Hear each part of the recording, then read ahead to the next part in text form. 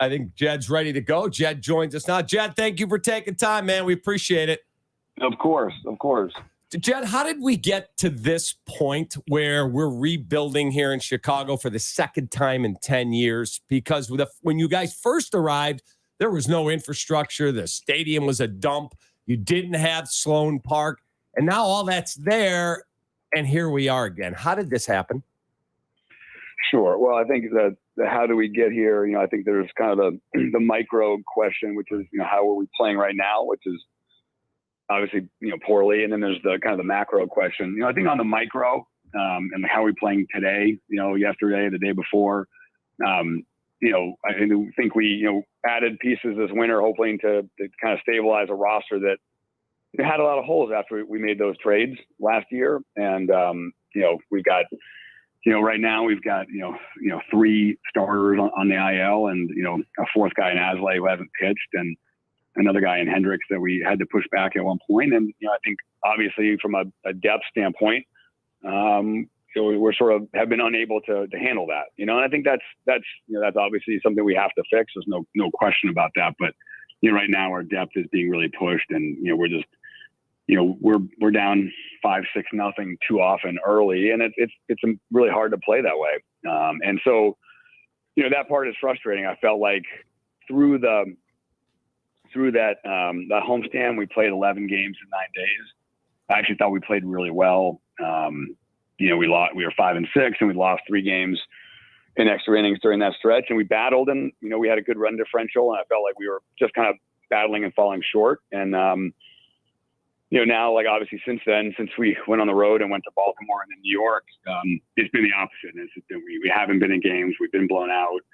And this part's been unbelievably frustrating. So, we need to get guys healthy. We need to, spend all the time we can to try to figure out how to fix this now. And we do that every day. But yeah, there's no question that, the current has been super frustrating to watch the last 2 weeks. On the macro level, I think when you look at, you asked the question about how do we get here? And, Theo and I came in and in I guess the end of 11 and, spend time, building things up. And obviously I think we talked a lot about sustained success and, we built something that I think is really special and something we're really, really proud of, not only the first 3 years where we, 3 LCSs in 15, 16, 17 and a World Series title, but, 18, we were, through 162, we had the best record in the National League. And then we won the division in 20. So, we weren't as good in 18, 19 or 20 as we were those first 3 years, but still, a very good team, very competitive. And then, obviously, we were unable to sign some of those guys to extensions. We pushed really hard from both a financial standpoint, but also a prospect standpoint, making a lot of trades to kind of keep throwing logs on the fire of that team. And, we obviously, not only did we trade prospects, but we fell short from a development standpoint. And so I think we reached a point of sort of a confluence of things where the players that we brought up and that we built as that core, those players all came up at the same time and they all, their time with the Cubs expired at the same time. So that's sort of one event. I think through trades and through, I think not evolving quite quick enough, from a player development standpoint, I think we were kind of on top when some of the things changed and we didn't probably evolve quick enough and we didn't develop enough pitching. And that's certainly true. And that hurt the pipeline that we had. And then I think everyone was impacted by COVID and certainly it hit us at a pretty opportune time with where those guys were and their service clock. So I think that confluence of events certainly led us to the sell off we had to make last summer and to where we are now. But I think, my goal is certainly to build something that's, special again. I've been really clear about that. Like that's my goal is to build the next great Cubs team. And, that's sort of how we got here. I do think that having a run of, really 6.5, 7 years of being, one of the best teams in baseball, that's a really good run. We weren't able to keep it, just going beyond that. And, I think there's probably a lot of things we can look at and say, okay, next time, I would do this differently or that differently. but I also don't think that should denigrate what was accomplished. I think what was accomplished was really special, and now we need to refocus and do that again. Well, Jed, from a Cubs fan standpoint, what they want is sustained success. And I will ask you, based on the roster this season, how disappointed are you that the organization cannot re-sign some of the core or find productive veterans to replace them? That's a good question. I mean, obviously, I think I sort of said at the beginning, I think obviously we're very disappointed with how we're playing right now. I think we signed some veterans and to come into the season that we hope to kind of stabilize our roster and fill some of those holes. And, Seiya Suzuki's been on the IL now for a month with a finger injury, and, Stroman was on the COVID IL and now he's on the IL again. And, Miley and Smiley are on the IL. And so, I think, those injuries obviously haven't allowed those guys to stabilize that roster. And, ultimately that's on me, that we tried to sign those guys to do that. And obviously that, that hasn't worked. We did have a lot of holes to fill after not re-signing those guys. And you asked a question about signing those guys to extensions. And I think we talked about that, kind of endlessly last summer. So I don't want to kind of, revisit that too much, but, as I've always said, when I look back, everyone that was traded was offered extensions. I think we look back and we did offer those guys, really competitive deals, and all those deals, stand up exceptionally well. And so I think it's one of those things that, of course, that you think back on, all those guys accomplished, and I couldn't be more proud of sort of drafting, developing, and watching those guys win in Chicago. But I think kind of going over that repeatedly, like I said, we made really competitive offers, and I'll never know, like, would those offers have gotten done, or would that have been different had we not won a World Series when those guys are 22 years old? I don't know. I think that's one of those unanswerable questions, but ultimately, all that matters is what happened. We weren't able to reach deals with those guys. We weren't able to hang in the race last year. And, once it got to that point, I feel really strongly about the decisions we made. So I go back to 2018 when Theo had that press conference. You were there. You spoke as well, where he said our offense is broken. And the only move that was made was to bring in Daniel Descalso. Do you look back now at 2018 and go, that's when we should have probably made a shocking move and had the temerity to go, we're trading whoever it is, that guy, or we're signing that guy and we're moving this guy out of here? Because you were forced, and I know some of it was pandemic related, you were forced last year to have to trade guys who had 2 to 3 months left on their contracts. Now you're in that same situation with Wilson, but yet the Cubs experience is the most expensive in baseball. To go to Wrigley, park, eat, go to the number one most expensive. And I think it's a dangerous game with a fan base when you're not competitive at all. Yeah, I mean, kind of unwrapping, kind of going through that whole, your whole question, thinking back on, should we have made some of those moves earlier? Like, yeah, I think we probably should have. And I think that's when I talk about, the things that I sort of look back on and think, we should have done this, or I would do this differently. I mean, we're all a product of our experiences, and you learn from the things that work and don't work. And, certainly Theo came here and I came here from Boston, and, we had some of those things from Boston, things that work exceptionally well and things that didn't. And like, we're all products of those experiences. And I do think that's something that, I've thought about a lot. And I think, we were too stubborn with that group, I guess is the way I would put it, that, we saw what they did at 22, 23 years old. We believed that we were going to get back to that point with the same group. We did really honor what they had done for the city, and we wanted to do this with them. And, we didn't. There's no other way to say it. We weren't able to rekindle that with that group. That was really talented, unbelievably talented, but we weren't able to rekindle that. And I think, going back and, sort of playing this thing in reverse. Yeah, I think we probably at that moment after 18, we probably should have done something like you described and reset things, change the mix. And, but we didn't. And like I said, I can't go back in time and change that, but I can certainly learn from it. So obviously, Kap and I watch a ton of baseball, and so we see organizations that have sustained success, always in the playoff mix. Yankees can throw in there. The Cardinals, Dodgers are hot right now. When the Cubs are back on track, Jed, what does that look like? How do you envision reimagining this roster as far as style of play?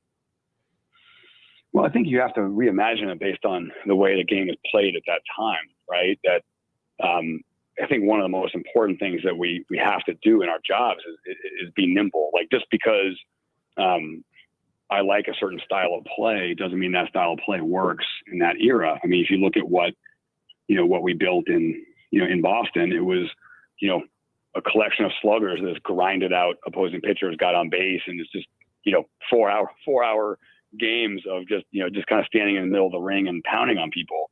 That doesn't necessarily work anymore in the same way that it once did.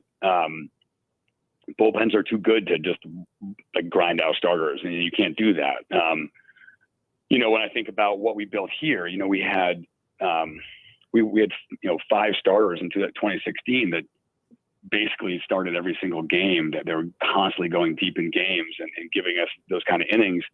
That's really hard to replicate. That's not how the game is being played now. And I think that the game is going to continue to evolve. We have a bunch of rules changes that are set to come online over the next couple of years. And so, it's not about what I think is aesthetically pleasing or what's important to me. It's about, like, let's make sure that we're building a roster that has the ability to be flexible and be good, if they change certain rules or they do certain things. So I don't know exactly what that looks like. I think, you mentioned 3 organizations that have had a lot of sustained success. And certainly, that's something that is really impressive, and there's no doubt. And as I mentioned before, obviously you look back on that run and we reached, really great heights.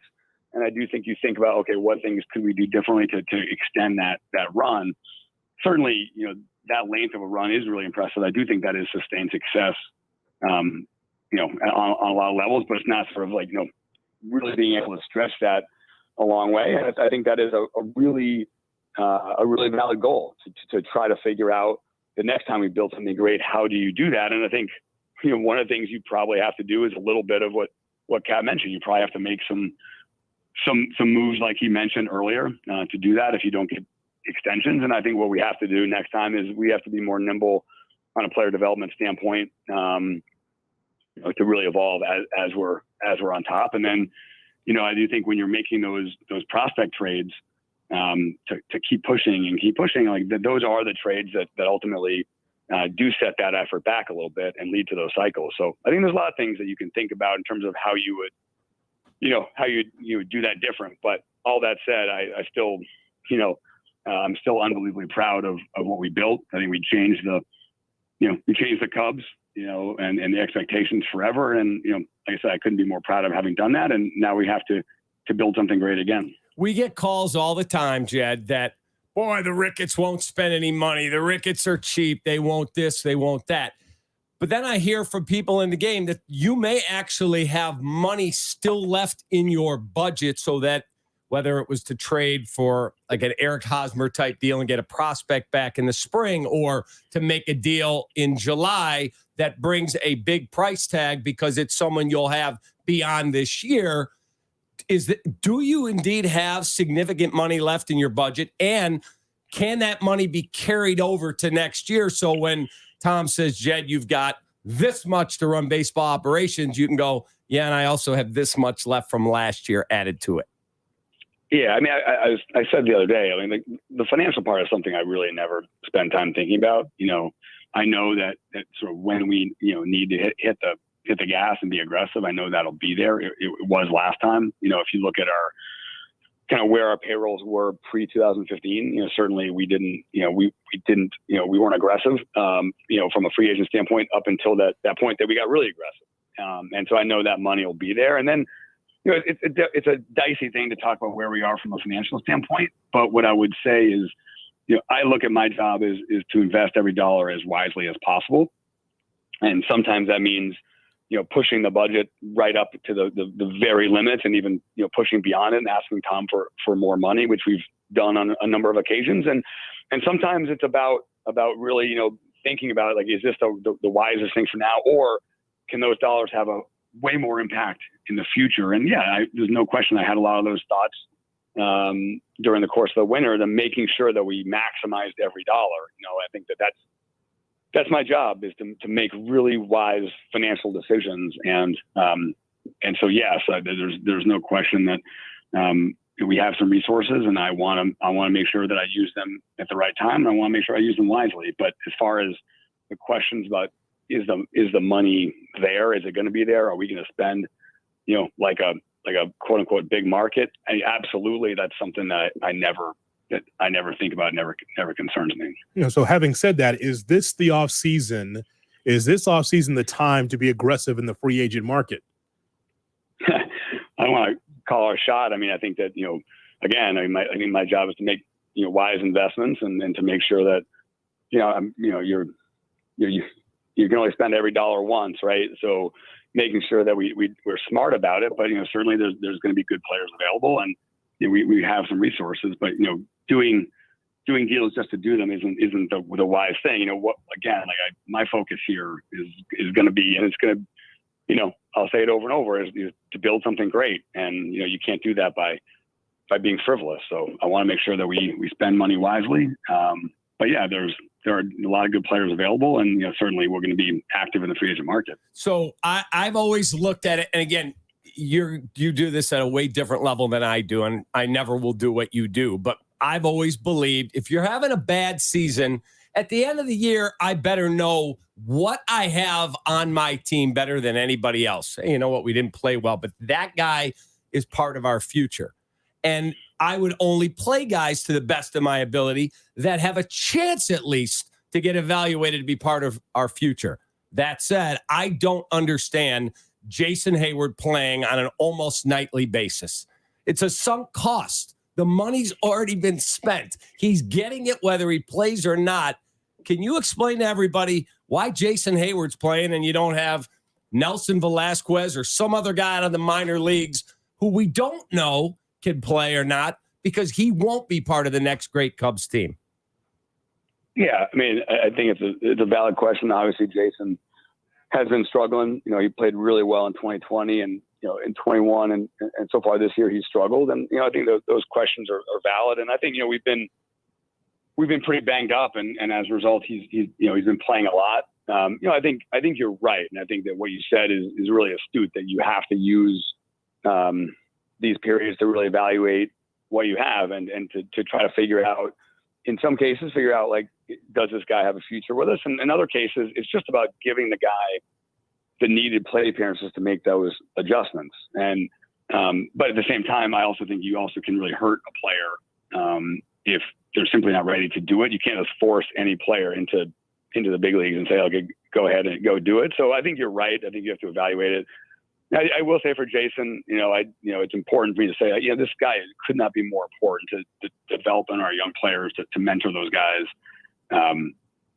It's really rare to see a player that is willing and to take the time he is to try to make sure he mentors those guys. And there is value in that. It's not only a coaching staff effort, it's a player effort, and we don't have a ton of veteran position players. So I do think he has a really strong influence on some of those guys. And I don't think that should be entirely minimized. So Jed Hoyer with us on Kap and J.Hood on ESPN 1000 and the ESPN Chicago app. Kap and I on the show all the time talk about the pillars because you have to have 4 pillars to build a foundation, and especially with this Cubs team. Can you identify the pillars for the Cubs that you could build on upon the future? And is Wilson Contreras part of those pillars? Well, I think as far as the pillars go, and we talk a lot about building the core. I think, I'd be wrong in my job to sit here and sort of list off which players in our system, which are our team, I believe are part of that. I think I'm not going to do that. I think as far as Wilson goes, I've certainly answered this question dozens of times. Listen, I love watching Wilson play. We've got a really good relationship. As far as extension talks go, or keeping him here long term, like those conversations and that discussion has to stay internal. I think as we even saw a little bit last August, like when any of those conversations become public, get out there, it's not really beneficial for either side. And so and all I'll say is that, I love watching him play. He's had an unbelievable year. I think we've wondered how he'd perform, when we were able to kind of get him off his legs a little bit and not catch quite as much and not kind of wear him down. And hopefully we can continue to do that over the course of the summer and not let him play with fresh legs, because he's been fantastic. And, certainly he's been, a real bright spot in a season that's otherwise been really frustrating. Jed, as you look at the off season, like and I know you can't talk about players on other teams, so I'm not going to ask you to. I keep telling Hoodie, Aaron Judge is going to be a free agent, and can you imagine him hitting bombs onto Waveland and what he would do? You guys have your own TV network that you need to put solid programming on, so people go, I got to watch the Cubs every night. Demand because of a guy like that. Do you look at your team and feel like, if we're active this offseason, it has to be on the pitcher's mound? Because I hear that from other people. No, you got to get pitching, or just get the best damn players. Without telling you exactly what we plan to do, because listen, it's very early, and we'll have dozens and dozens more planning meetings and thoughts and scouts over the course of the next few months to go out there. And so I think it's certainly premature to talk about, but I think what we're watching right now is we need improvements in all areas going forward. There's no doubt about that. Right now, I think that the focus that of our angst right now certainly is mostly on the pitching side, because we just starting pitching has been banged up and we haven't been able to be competitive for the last 2 weeks. But our offense has struggled situationally and struggled hitting too many ground balls, and the lineup isn't as deep enough as it needs to be. So listen, we're going to need help in a lot of areas.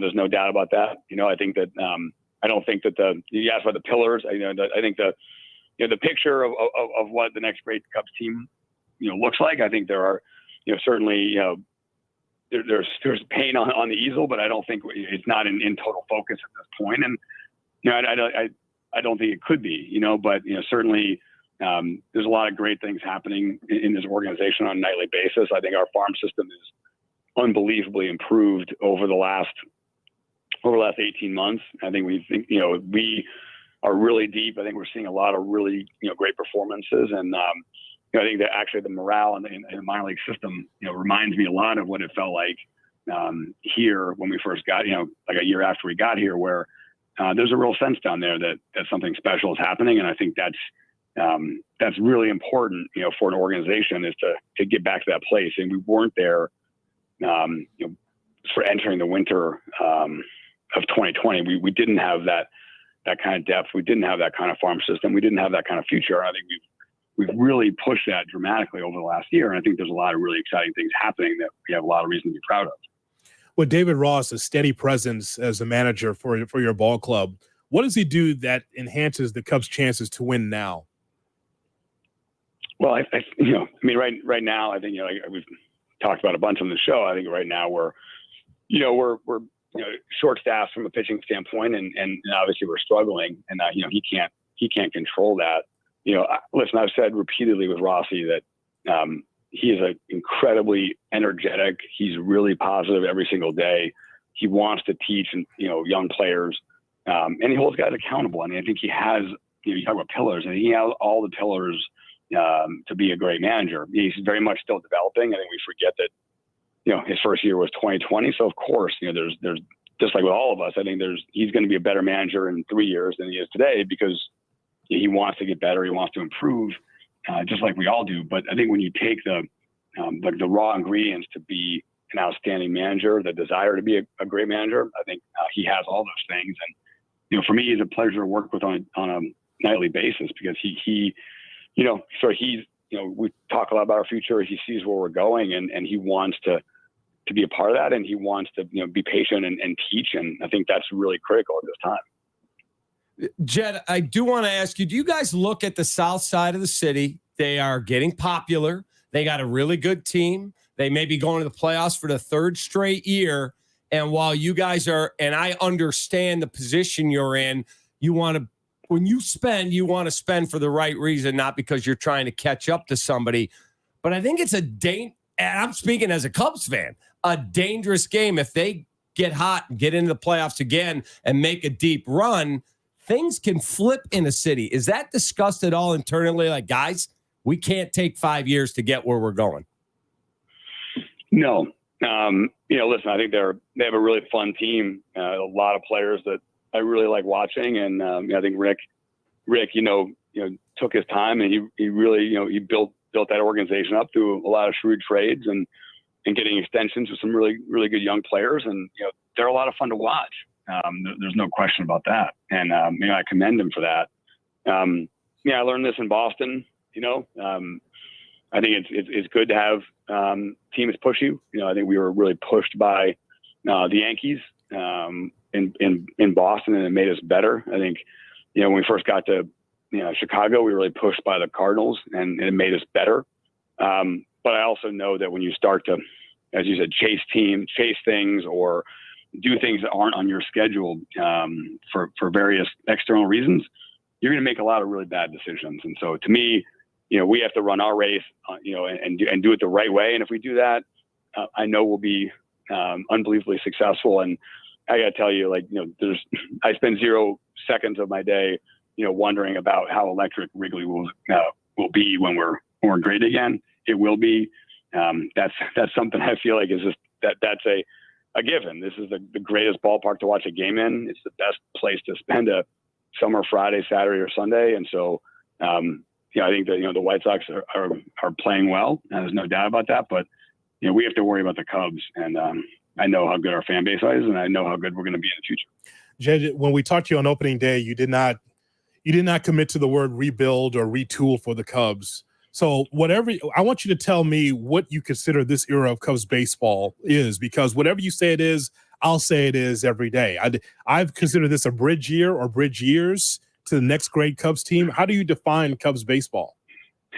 So I actually appreciate the way you phrase that. And I think that I've said that to the media group that, I think I've tried my hardest, and if I've been unsuccessful, I apologize. Ultimately, if someone says they're not getting enough communication, the other person can't really say, well, you are. I think that if people feel I haven't been transparent enough, then I need to think about that, and I need to work on that. But, I've tried to be, really clear that, that's our focus is on building up, another great core, building another great Cubs team. And I think that is a process. I don't have any desire to sort of label it. I think there's been some desire for me to do that, but like I said, that's our focus. I think there's a lot of great things happening, in the minor leagues. I think there's a lot of there's some things happening in the big leagues I think are encouraging, but right now we're struggling. There's no question, and so I hope that we can stabilize, but we need to learn. There's certain things we can learn and take away from this season. There's no question.